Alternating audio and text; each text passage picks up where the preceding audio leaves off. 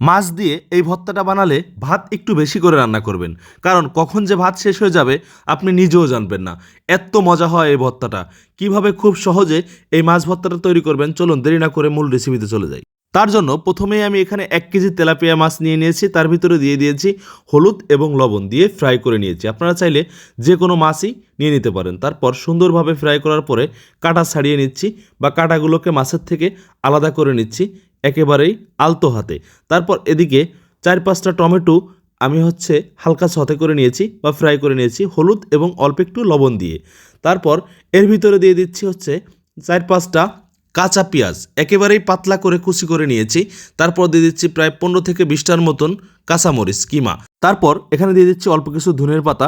আপনারা চাইলে কাঁচামরিচের জায়গায় শুকনা মরিচটাও ব্যবহার করতে পারেন।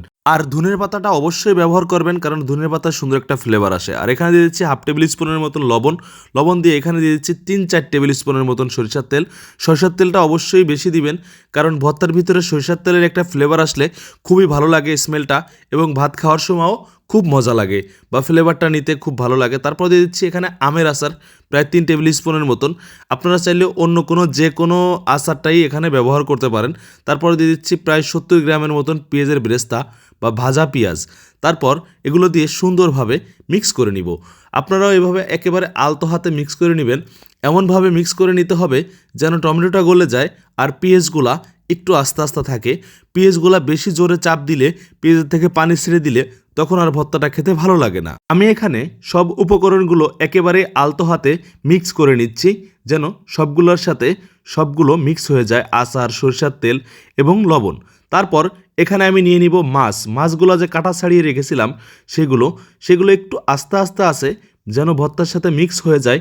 তার জন্য মাছগুলোকে ভালোভাবে আমি এখানে মিক্স করে নিচ্ছি। দেখুন একেবারে আস্তে আস্তে মাছগুলোকে একেবারে ফিনিশ করে মিহিম করে নিচ্ছি হাত দিয়ে ডলে।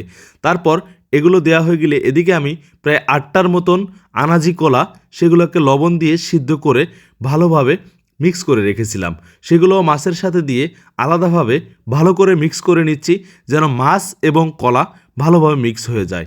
তারপর সমস্ত উপকরণগুলোকে একসাথে মিক্স করে নিব। 1 থেকে 2 মিনিটের মতন সময় নিয়ে ভালোভাবে মিক্স করে নিতে হবে ভর্তাটা, কারণ ভর্তা যতটাই মিক্স করা হবে অতটাই টেস্ট বাড়বে। কারণ আচারগুলো সুন্দরভাবে মিহিমভাবে মাছ এবং কলা সমস্ত উপকরণের সাথে একসাথে মিক্স হয়ে যাবে। দেখুন কত সুন্দর হয়েছে আমার ভর্তাটা। ব্যাস, তারপর গোল গোল করে আমি একটা প্লেটে সার্ভ করে নিচ্ছি। আমার ভিডিওটা ভালো লাগলে অবশ্যই একটা শেয়ার করে রাখবেন, যেন আপনি বানানোর সময় খুব সহজে দেখে নিতে পারেন। আর আপনি কোন জেলা থেকে আমার ভিডিওটা দেখছেন অবশ্যই কমেন্ট করে জানাবেন। আসসালামু আলাইকুম, ভালো থাকবেন, সুস্থ থাকবেন। দেখা হবে অন্য কোনো ভিডিওতে অন্য কোনো রেসিপি নিয়ে।